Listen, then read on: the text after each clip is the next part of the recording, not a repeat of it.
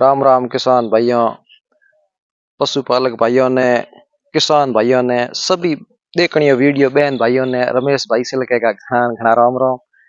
तो देखो घना जना पूछे कि रमेश जी खेती क्यों हकरी हुई थे के न क्यों मारे बदे को नहीं। तो पहली बात तो हूँ थाने बताऊं केड़ी खेती करो, भले ऑर्गेनिक करो कीकरी करो, भले केड़ी खेती करो। तो ए डीएपी वाली मशीनों थाने राखनी पड़ी। ए डीएपी को यूरिया को ए मशीन हो नहीं। पशुपालन करो तो खेती बढ़िया हो वह को नहीं।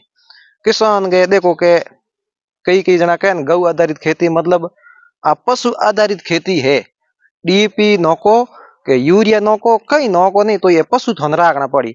पशु नहीं हो सोनिया खाद खेत में नहीं हो तो बे डीएपी यूरिया सक्रिय करी किने बे के एक रह के ई खाद नहीं सक्रिय करे। ए थे ढोर राखो हलेड़ा, पशु हलेड़ा राखो तो खेती बढ़िया हो कोई खेती बढ़िया वेला को नहीं। मेरे के करो रायडे में लगभग 1 बीघे मोए हाथ पहला हाथ पचे शब्द टोली खात न पड़ो जना और रायडो मतलब बढ़िया है एकदम। ज्यादा इन विकास है बिन कारण हुए बीजो भले मो कई नो को दूर भू कई नो को बेकार करे को ना ठीक मां आपको कार करे नौकरी सही है पण अभी ना खोदो नहीं। पण पहलो मुख्य कारण वही है कि पशु राखो एन खाद हलेरी हो तो धन हो पोणी भले केड़ी हो। गुजराती में कहावत है कि खेड़ खातर ने पोणी एन कर्म लावे तोणी।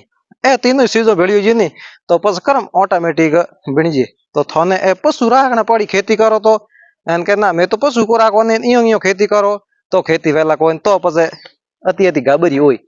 तो बाजरी होतरी वे एन घरे हमने दूधी बेचने हुई वो एक बिजनेस कही जे। एन खाद का ए हमने डोका बीजा बेचना पड़े कोई अंग पैया आवेरा। एन घरे बाजरी वे बाई मूंगे मोलू बिके कारण के अन सार दो दालो लावने पड़ो अंग दूध गावने पैया आवेरा। तो एन खाद है जब खेत में नौक तो धन बढ़िया आवे बिंगी पैदावार बढ़िया आवे।